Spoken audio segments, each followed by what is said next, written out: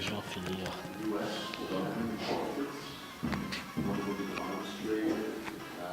I watched them fight my kid has a lot of way too much to speak in the kids' methods. Because he figured out how to use it. So there's the whole thing. I'm like, what is this? It wasn't. He was 6 hours later.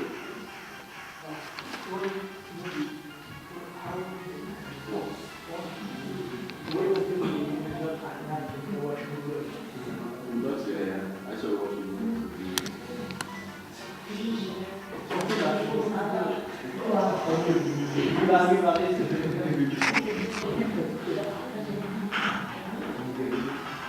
okay?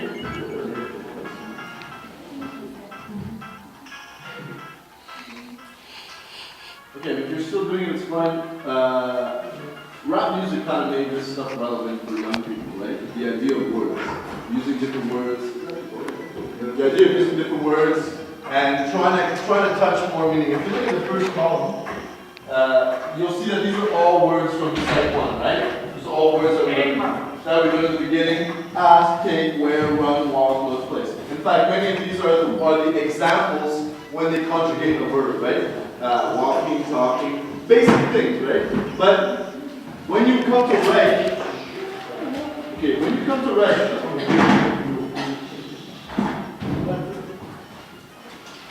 don't write this one, just follow it.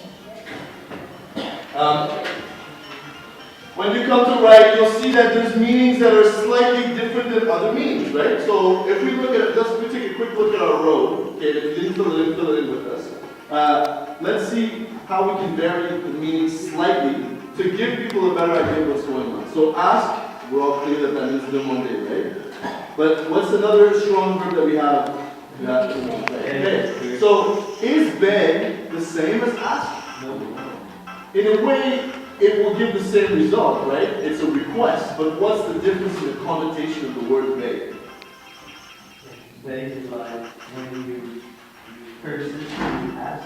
Right. So when you beg for something, there's a certain desperate feeling, right? There's a certain feeling of like I don't have and I have to ask from you. So between ask and beg, we have a totally different power dynamic, right? The person who's begging to someone else is like really pleading with them. If I ask you for a pencil or if I beg you for a pencil, there's a little bit of a difference in how much I need that pencil, right? And how much I need to get that from you, in a sense, right? Now, what about the word demand, which obviously we have demande in French, which is equivalent to ask, but how does demand operate in English, which is connotation? What does it mean, or how is it different from ask? Okay, this is maybe a harder one. Demander is ask, right? But in English, if you demand something, you are asking with a lot of authority. You are saying, I need this from you right now.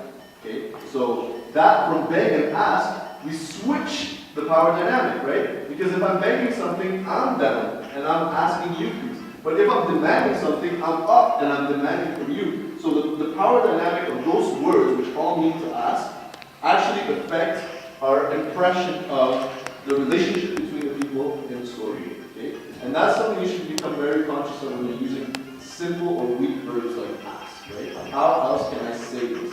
He begged or he demanded after a citation. Obviously gives you an idea of his level or his agitation. Okay, number 2. Take. Okay, take would mean calm, right? What would be another word that fits into the calm? After take. Grab. Okay, so how is grab different from take? Yeah. Maybe grab is much more, let's say, brutal. Yes, good word. Grab is much more abrupt, right? I grab it from you, right? Instead of take it to you, right? There's totally a difference in the way that I do it. Usually we will say when you grab something, it kind of implies that you weren't supposed to take that, right? Grab and run, it's like we're stealing, right? So if you use that word, it's a word that implies some sort of redundancy, some sort of secrecy, that happens, right? And the other word is grasp. What is grasp? Grasp is taking, but it implies that you're holding it very tightly. Okay? So a grasp, if I have a grasp, it reminds me of when I'm walking with my kid in the street and he's in a crazy mood. I don't grab him like here. I grab him there to make sure that he doesn't get away. He gets really pissed off. But those type of things will imply another level of, let's say, connection with the object that you're taking, right? I'm grasping this in my hand, it means I'm holding it tight that no one is going to take it away from me. So it gives a different importance to the object that you're grabbing, right? So you see the difference in your words. You see the difference in the color, right, that the words can give. Okay, wear, c'est porter, right? For me, dress and wear, there's not too much difference, but slip on has what connotation? Not necessarily, no. Slip on. For me, slip on is something almost sensual. Really, like it's soft, right? It's like a delicate way of dressing, you know. So if you say that someone's gonna, and it's really common in American movies or television shows when there's about to be a sexual scene or whatever, the lady will say, let's slip into something more comfortable. Slip, you know, like it's almost like, you know, something very. Well, I'll use the word sensual. Okay? That's in my understanding of this word, right? Okay, run. Okay, run. The next one. Dash. Okay, dash again. Go ahead. You have sprint? Oh, you're adding. Okay, yeah. Sprint, dash, run. So dash gives us an idea of it being very quick, and race gives us an idea of a competition, right? So.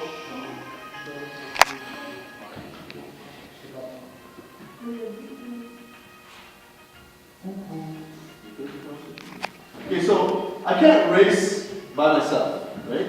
I can run by myself, but if I race down the street, even if I'm using this word to say that I'm moving down the street, it implies that I'm doing it with extreme urgency, right? Because either I'm in a race, in which case we know that the point of a race is to win, or if I say, you know, he got in his car and he raced to the hospital, right? It's a way of saying he went extremely fast with extreme urgency, using the same connotation. Okay, then we have walk, drag, and March. good. So walk is one of the most commonly used verbs. Drag, what does drag give us impression? Drag could be, I'm trying to think of someone in this class who would drag themselves into class. Drag is a technique, right? So if you're dragging, it's like you're